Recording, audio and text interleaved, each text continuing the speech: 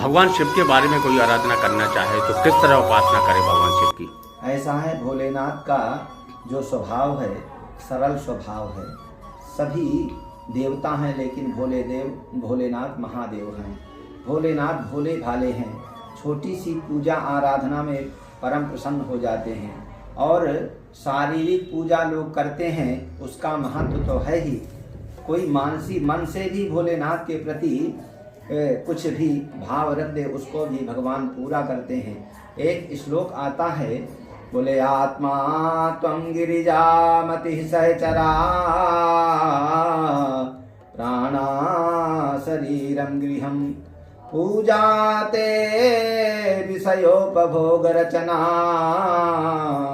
निद्रा समाधि स्थितिः संचारा पदयो प्रदक्षिण विधि स्तोत्राणि सर्वागिरो यद्यत् कर्म करोमि तत्तदखिलं शंभोस्तवाराधनम्।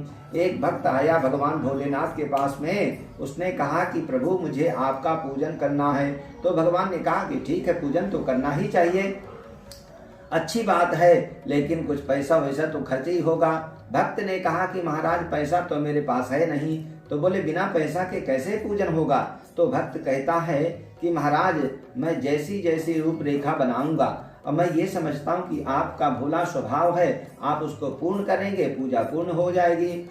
तो भगवान ने कहा कि भाई बताओ कैसे? तो उस भक्त ने कहा, आत्मा त्वं गिरिजामति सहचरा प्राणा शरीरं गृहम्। हे भगवान, मेरे अंदर जो आत्म तत्व है वो आत्म तत्व आप ही हैं। उस आत्म तत्व को आपका स्वरूप मान करके पूजा करेंगे, पूजा पूरी हो जाएगी। भगवान ने कहा, भले आदमी, केवल हम अकेले थोड़ी हैं, साथ में हमारी पत्नी भी है। कोई हमारी सेवा आराधना करे चाहे ना करे, पत्नी की पूजा कर दे तो हम पूजा को मान लेते हैं। कदाचित मेरी पूजा हो, पत्नी की पूजा ना हो तो वो पूजा अधूरी होगी। अभी आत्म तत्व केवल मैं हूँ, अलग से हमारी पत्नी की स्थापना कराना पड़ेगा। तो भक्त ने कहा, गिरिजामति, मेरे अंदर जो बुद्धि तत्व है उस बुद्धि तत्व को अपनी पत्नी के रूप में स्वीकार कीजिए और पूजन को पूर्ण कीजिए। भगवान ने कहा कि ठीक है, आत्मा हम हो गए, बुद्धि हमारी पत्नी हो गई भगवती दुर्गा गौरा, लेकिन हम दो ही थोड़ी हैं, 5-7 हमारे गण हैं, तो उन गणों की पूजा तो साथ में आवश्यक है और अलग से मूर्ति ला करके स्थापना करा करके पूजा करेंगे तब पूजा पूरी होगी। तो बोले प्राणा शरीरं गृहम्। महाराज, हमारे अंदर पंच प्राण हैं, जैसे प्राण है, अपान है, व्यान है, उदान है, समान है। इन 5 प्राणों को आप अपने गणों के रूप में स्वीकार कीजिए और पूजन को पूर्ण कीजिए। भगवान ने कहा कि ठीक, मूर्ति हो गई, आ गई, अब इन मंदिर बनाओगे कि नहीं बनाओगे कि खुला में रखोगे?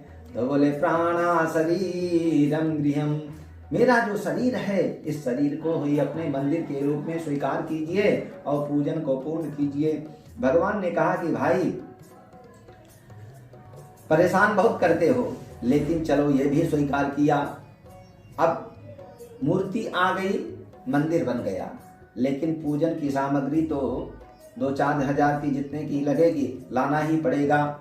तो बजे पूजाते विषयोपभोग रचना निद्रा समाधि स्थिति। मेरे 5 ज्ञानेंद्रियां और 5 कर्मेंद्रियां हैं। इन ज्ञानेंद्रियों कर्मेंद्रियों के द्वारा जिन जिन विषयों का ग्रहण होता है वो उनके विषय होते हैं, भोग होते हैं। तो वो जो भोग, जैसे नेत्र का भोग क्या है, नेत्र का विषय क्या है? दृश्य। तो जो नेत्र को दृश्य दिखाना है ये इस नेत्रेंद्रिय का भोग हो गया। श्रवणेंद्रिय का विषय क्या है? शब्द। तो शब्द जो सुनते हैं, चाहे अच्छा शब्द सुने चाहे बुरा शब्द सुने, ये इसका भोग हो गया। तो वेंद्रिय का विषय क्या है? स्पर्श। अब अच्छा स्पर्श करते हैं या बुरा स्पर्श करते हैं, वो इस इंद्रिय का भोग हो गया। तो इस प्रकार से जो हम ऐसा करते हैं, जैसे जीवेंद्रिय का विषय क्या है? पदार्थ खाने वाला। तो वो जो इसको देते हैं ये अपने लिए नहीं बल्कि अपने अंदर जो बैठे हुए आत्म तत्व है आपको ही निवेदन करते हैं, निवेदित करते हैं। महाराज ऐसा आप स्वीकार कीजिए। भगवान ने कहा कि ठीक है, पूजन हो गया। अब जो हमारे पहुंचे हुए भक्त होते हैं, बहुत प्यारे लाडले भक्त, वो तो 2-4 घंटे का ध्यान भी लगाते हैं, उसके लिए टाइम तो निकालना पड़ेगा। भक्त ने कहा कि महाराज बिजी लाइफ है, और फिर आपके लिए टाइम तो ज़्यादा है ही नहीं, तो महाराज एक अंग कम रह जाएगा पूजा का, क्योंकि पूजा के भी कई अंग होते हैं। कोई पंचोपचार से करता है, कोई दशोपचार से करता है, कोई षोडशोपचार से करता है, कोई राजोपचार से करता है, कोई चतुष्षष्ठी है 64उपचार से करता है। तो ये जो पूजन का एक अंग कम जाएगा। बोले निद्रा समाधि स्थिति, हे भगवान, जब मैं सो जाता हूँ, उस सोने की अवस्था को आप यही समझिए कि दिव्य समाधि के द्वारा आपका मैं ध्यान कर रहा हूँ। तो भगवान ने कहा कि ठीक है भाई, ये भी पूरा हो गया अंग, लेकिन एक अंग तो है अभी। क्या?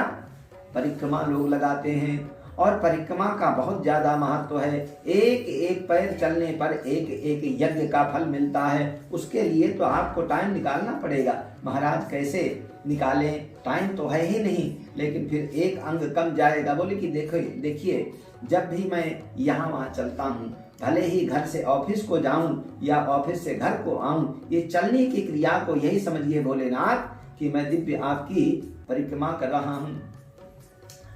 तो भगवान ने कहा कि ठीक है, इसको भी पूरा किया। लेकिन लास्ट में जो है नंबर आता है स्तुति का। अब 5 श्लोक, 10 श्लोक, 15, 20 श्लोक, इस तरह से स्तुति के तो याद करना पड़ेगा।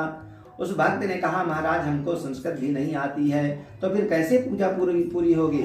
बोले संचारा पदयो प्रदक्षिण विधि स्तोत्राणि सर्वागिरो। महाराज जब मैं बोलता हूँ, बोलने की क्रिया को यही समझिए कि दिव्य स्तोत्रों के द्वारा आपकी स्तुति हो रही है।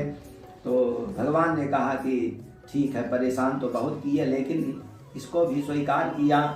भक्त ने कहा कि बस मैं केवल यही कहूँगा कि मेरे मन से, वाणी से, काय से जो भी कर्म हो रहा है, ये सब आपका आराधन।